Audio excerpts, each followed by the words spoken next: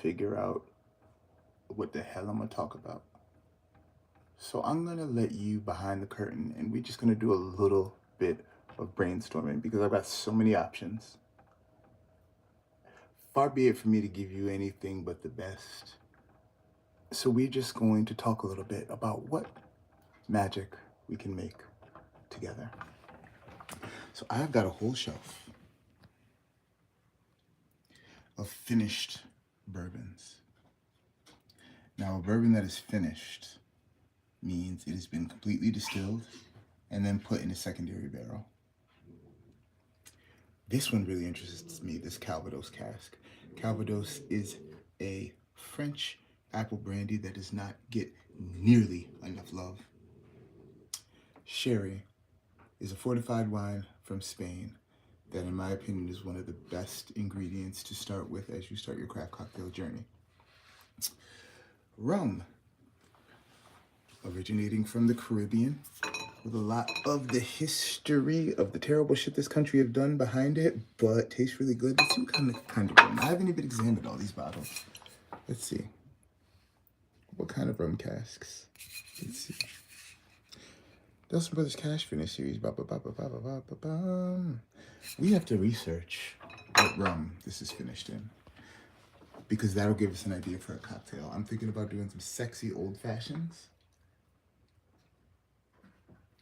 Nelson Brothers. Yo, I buy these expensive ear pods and they just talk to me in Chinese.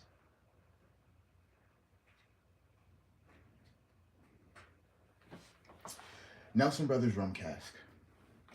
Now we're gonna see what the rum cask is talking about. Like, what is it coming?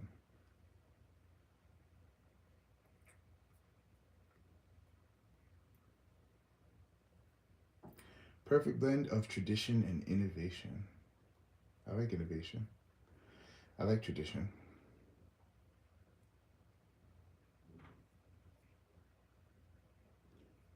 Ooh.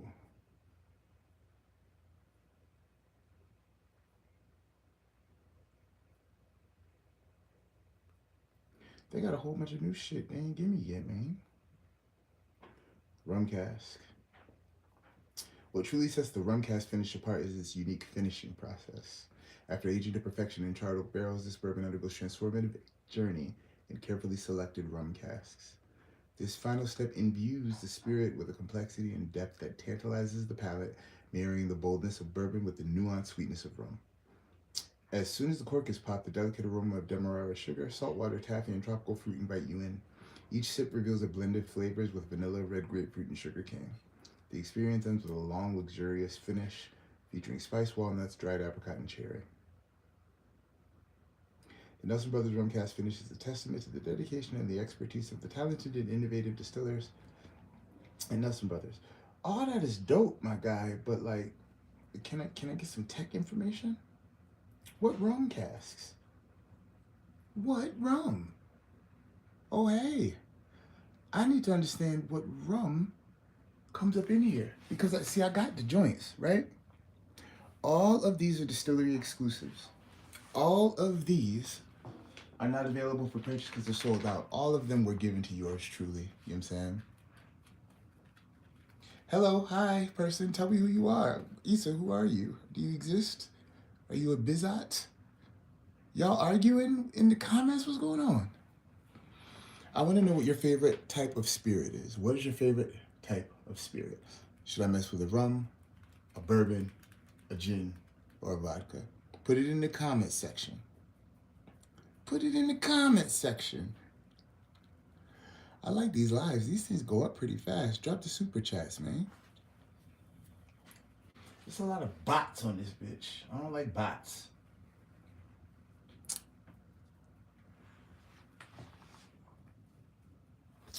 So, another thought I'm having is to do this.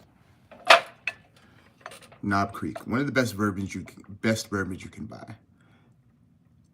Consistently amazing, 9 years old, 100 proof, amazing for cocktails, amazing on the rocks. What happens when we taste it in its original form out of the barrel? Now, what's the difference here? 100 proof, versus 125 proof. Same stuff. This has had water added. This hasn't. So I'm wondering what we're going to get from each one of these. And then to further that up, 100 proof, but 2 more years of aging.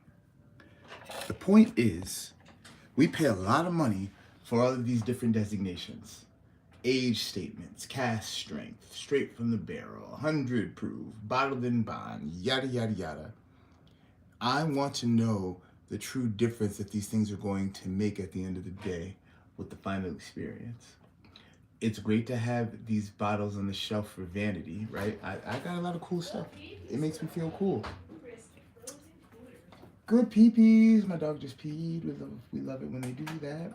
But I want to know what the true difference is. So, we got here these Nelson Brothers. Some of these have the same base, right? Like these two, the Madeira and the rum cask.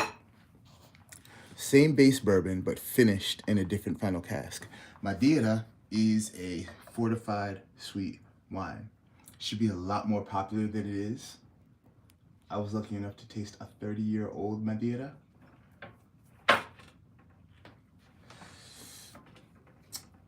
What else we got? Yo, now check, no, hold up.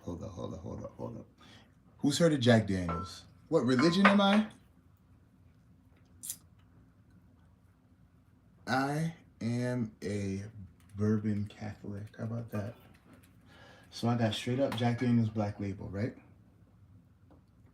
This is they call this a little double. Isn't that cute? 80 proof Tennessee Sour Mash Whiskey. I also have this 30-year-old bottle of 86 proof Jack Daniels. We want to know what flavors we're going to get from each, and is it worth all the hype? If I had a blindfold on and I had to start tasting, if I wasn't concerned about the opinions of my peers or people on the Reddit forums, what would I like? What would I be into? I think a lot of us do a lot of posturing because we think we're supposed to. A lot of us say we like things because we think we have to. I've never heard a bartender say that they don't like Fernet Branca. I've never heard a bartender say that they don't like chartreuse. I've never heard a bartender say that they don't like bitters. Ever. There's got to be one. You know, and I know there has to be one. For the month of February, we are going to be dispelling spirit myths and leaning into the truth, because the truth is found in the flavor, because our palates never lie. My name is Khalid Williams. This is the Barrel Age. Snowing like crazy outside. I just had to come check in with y'all. Turkey is a wonderful country. My name is Arabic. I'm Christian, however, I believe that, you know what, let me stop talking religion. They're going to flag my channel. This is not the channel for religion. I'm talking about alcohol. I love y'all. Peace.